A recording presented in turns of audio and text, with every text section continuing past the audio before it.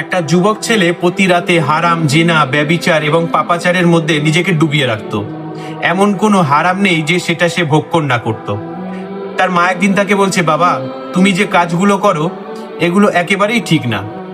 তুমি একজন মুসলিম ঘরের সন্তান, সো তুমি এগুলো একেবারে করতেই পারো না। তো যুবক ছেলেটা তার মাকে বলছে, মা, আমার বয়স সবে মাত্র 25, আমার জীবন এখনো পড়ে আছে। আমি এখন যদি ইবাদতে ডুব দেই, এখন যদি আমি নামাজ কালাম পড়া শুরু করি, মুখের মধ্যে দাড়ি রাখি, তাহলে তো আমি বৃদ্ধ হয়ে যাব। তো আমি এগুলো এখন করতে চাই না, শেষ বয়সে গিয়ে এগুলো করব। এ কথা বলে ছেলেটা ঘর থেকে বেরিয়ে গেল। সারাটা দিন সে জেনা, ব্যভিচার, পাপাচারের মধ্যে লিপ্ত থাকলো। রাতের বেলা পার্টি করে বাড়িতে ফিরছে।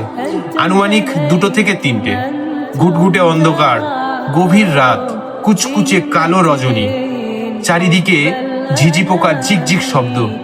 ছেলেটা রাস্তা দিয়ে হেঁটে আসছে, তার সামনে হঠাৎ বিভৎস চেহারা, কালো পোশাক পরিয়ে একজন মানুষ দাঁড়িয়ে গেল। তার চোখ দুটো জলজল করছে, প্রতিটা পশমের ফাঁক দিয়ে প্রবাহিত হচ্ছে আগুনের ফুলকি। ছেলেটা তাকে দেখেই তার কলিজাটা শুকিয়ে গেল। সাথে সাথে ছেলেটা সাহস নিয়ে লোকটাকে জিজ্ঞাসা করলো যে আপনি কে। লোকটা ভয়ানক একটা কণ্ঠে তাকে উত্তর দিল, আমি হচ্ছি মালাকুল মউত, আমি হচ্ছি মৃত্যুর ফেরেশতা, আজরাইল। ছেলেটা বলে, আমার কাছে কেন এসেছেন? আজরাইল বলছে, তোমার সময় শেষ, তোমাকে এখন আমার সাথে চলে যেতে হবে।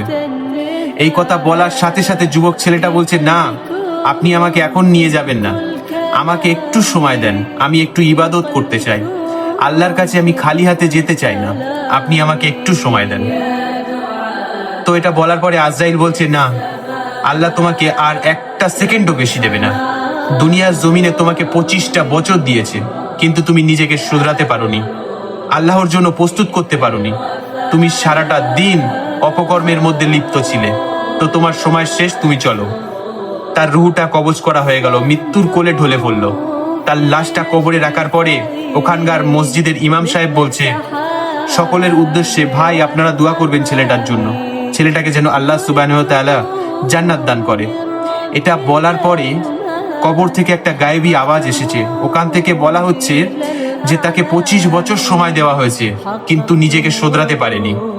তো আর এখন কোনো কাজ হবে না, তাকে জাহান্নামের মধ্যে নিক্ষেপ করা হয়েছে, নাউজুবিল্লাহ। তো ভাই, এখনো যারা এরকম পাপাচারের মধ্যে লিপ্ত আছেন, ফিরে আসেন রবের দিকে। রব আপনাদের জন্য রহমতের দরজা খুলে বসে আছে।